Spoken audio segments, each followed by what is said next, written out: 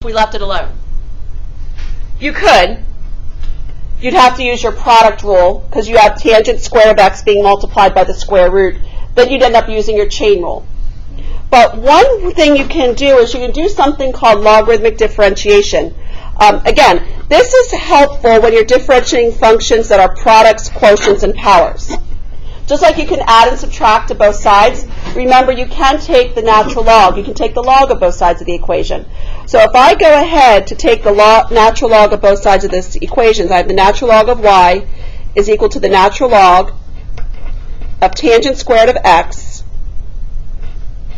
times, and I'm going to go ahead and change this to a fractional exponent, 1 minus x to the third to the 1/2 power. The reason why we can do this, again, this is very helpful when you're trying to differentiate more complex products and quotients. Because now that I've got the log of this product, I can use my properties of logarithms and rewrite this product as a sum.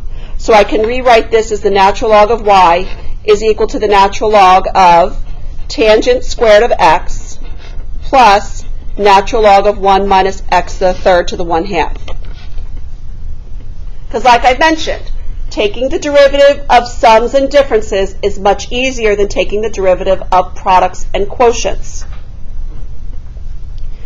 So now what you want to do is you want to apply any other properties of logarithms. Remember what this notation tangent squared of x means. This actually means tangent of x to the second power. So again, before I do my derivative, use all those properties of logarithms that you can. What can I do with this power of 2? I can pull it out and I can make it the constant. So I have the natural log of y is equal to 2 times the natural log of tangent of x. Plus, I can use my power property of logarithms. 1/2 times the natural log of 1 minus x to the third to the 1/2. Not to the 1/2, I moved that down. I haven't done anything with derivatives yet. All I've done is I've taken the log of both sides of the equation and I've used all my properties of logarithms. Any questions on how I use my properties of logarithms?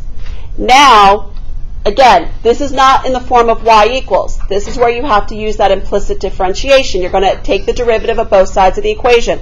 What is the derivative of natural log of y going to be? The derivative is going to be what? 1 over y times what? dy dx or y prime. Remember, you're taking the derivative of y with respect to x. Anytime you take the derivative with y, you need to multiply it by the dy dx. So now I have 2 times. Now I have to differentiate natural log of the tangent of x. This is not a product, it's a composition. So what rule am I going to have to use? I'm going to have to use my what? To differentiate this, am I going to use my chain rule? Is this a chain rule problem? Yes. What's the derivative of the outer function? The derivative of the outer function is the natural log. So that's going to be 1 over tangent of x times. Take the derivative now of the inner function. What is the derivative of tangent of x? Secant squared x.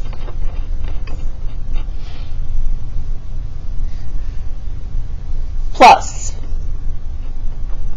1/2. Sorry, I'm getting a little squished there. Again, I'm going to take the derivative of the outer function, which is the natural log. So that's going to be 1 over 1 minus x to the third.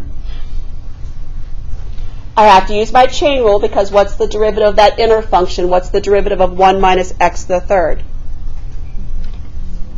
Negative 3x squared.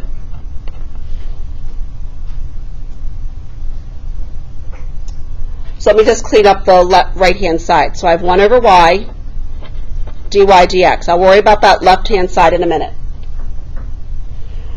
So when I multiply 2 times 1 over tangent of x times secant squared of x, that's going to give me 2 secant squared of x over tangent of x.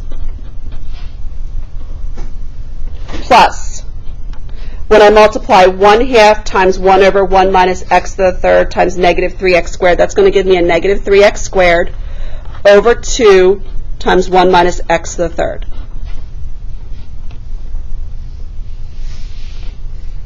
So all I've done is I've kind of cleaned it up. Any questions so far? So now remember when you do your implicit differentiation, What are we going to solve for? We're going to solve for what? We still have 1 over y times dy dx. What do I want to solve for? I want to solve for what? Dy dx. So what am I going to have to do to both sides of this equation? I'm going to have to multiply both sides by what? Y. So my dy dx is going to be equal to y times 2 secant squared of x over tangent of x minus 3x squared over 2 times 1 minus x to the third.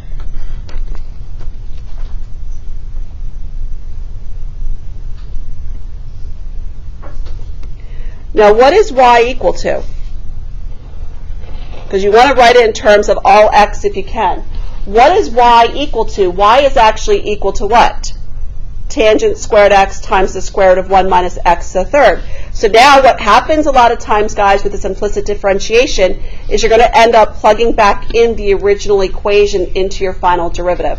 So my dy dx is going to be equal to y, which is that tangent squared of x times the square root of 1 minus x to the third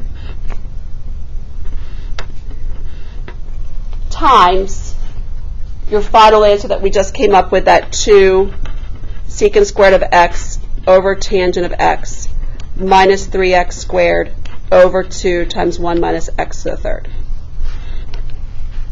Yes, these are not going to be pretty. But if you look at the original equation, it wasn't a pretty equation to begin with. It wouldn't have been very pretty to have to do that product and chain rule. So no, you are not going to get, if you have to do this. But again, this is a much simpler way to find this derivative versus using that product rule and then having to use that chain rule. Because it's easier to differentiate term by term if you can write it as a sum or difference versus leaving it as a product or a quotient. So any questions on that? Again, the trick is, well, again, when you're using this logarithmic trick, the logarithmic differentiation, what's going to happen is you're taking the natural log of both sides of the equation. You know the derivative of natural log of y is going to be 1 over y. You know you're eventually going to have to plug back in that original equation into your final derivative because you're going to multiply both sides by y. All right?